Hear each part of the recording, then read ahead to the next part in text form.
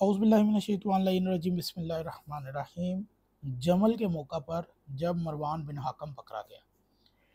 मरवान बिन हाकम कौन था, इससे मतलब हम आपको इस वीडियो के अंदर बताएंगे।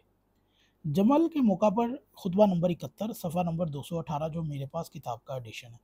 जमल के मौका पर जब मरवान बिन हाकम गिरफ्तार किया गया तो उसने इमाम हसन हुसैन अलैहिस्सलाम से ख्वाहिश की कि वो अमीरुल मोमिनीन से इसकी सिफारिश करें।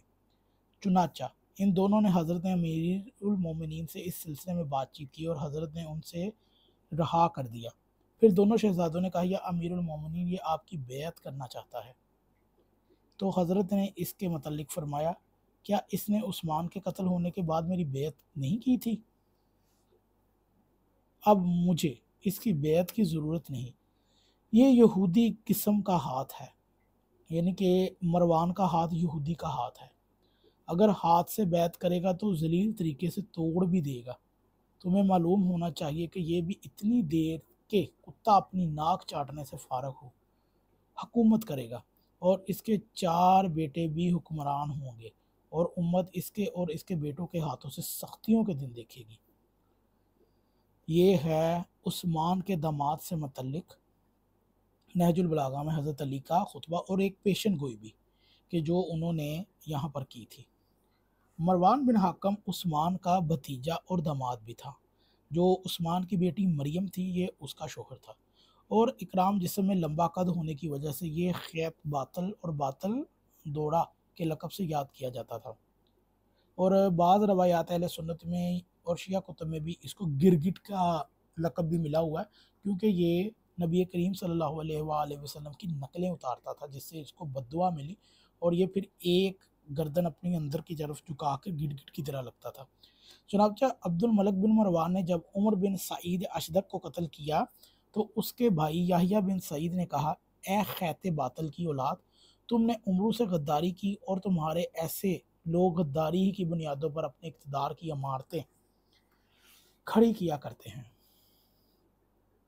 इसके बाप हाकम गो के फ़तह मक्का पर इस्लाम लेकर आया, मगर इसके तौर तरीके ऐसे थे कि पैगम्बर अकरम सल्लल्लाहु अलैहि वसल्लम के लिए इंतहाई अजियत का बायस होते थे। चुनांचे पैगम्बर ने इस पर और इसकी औलाद पर लानत की और फरमाया, उसदुल गाबा में यानी इसकी औलाद के हाथों मेरी उम्मत तबाही देखेगी। आखिर पैगम्बर अकरम सल्लल्लाहु अलैहि वसल्लम ने इसकी बढ़ती हुई साजिशों के पेश नज़र उसे मदीना से वाइद यानी कि ताइफ की तरफ निकलवा दिया और मरवान भी इसके साथ चलता बना।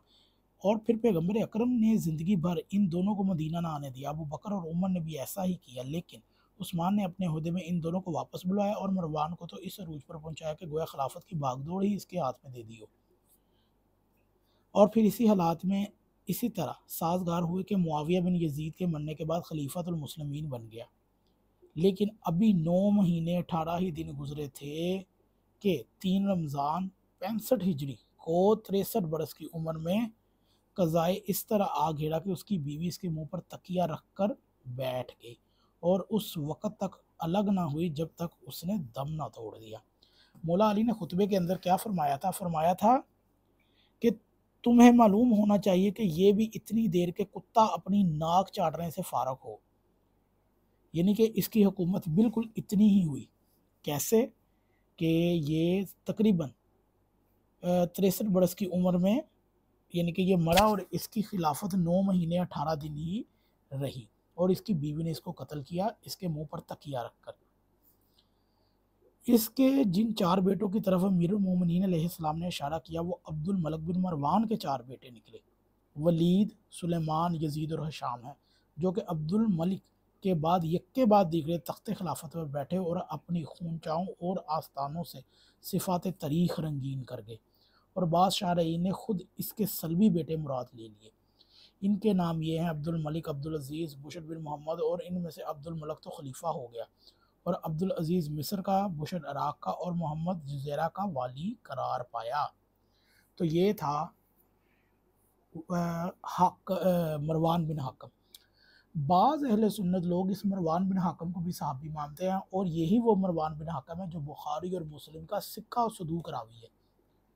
वो मरवान ही है जो आपकी किताबों में, बुखारी में, मुस्लिम में वो हज़रत उमर की जो शानें बयान करते हैं ना कि अहले बैत हज़रत अली आए और उन्होंने उमर के साथ यानी कि उनकी वफ़ात पे ये और वो वगैरह वगैरह, इनकी किताबों में ऐसी चीज़ें बहुत ज़्यादा मिलती हैं। तो इनके नज़दीक, बुखारी और मुस्लिम के नज़दीक मरवान बिन हकम सिक्का और सदूक रावी है। तो आप मुझे ये बताएं कि जिसकी इतनी हज़रत अमीरुल मोमिनीन ने बद्दुआएं दी हों और इनके इनके औलादों में जुल्म है, तो ये कैसे सिक्का और सदूक रावी हो सकता है? इंजीनियर साहब हमें ये बताएं ना कि ये किस तरीके से सिक्का और सदूक है।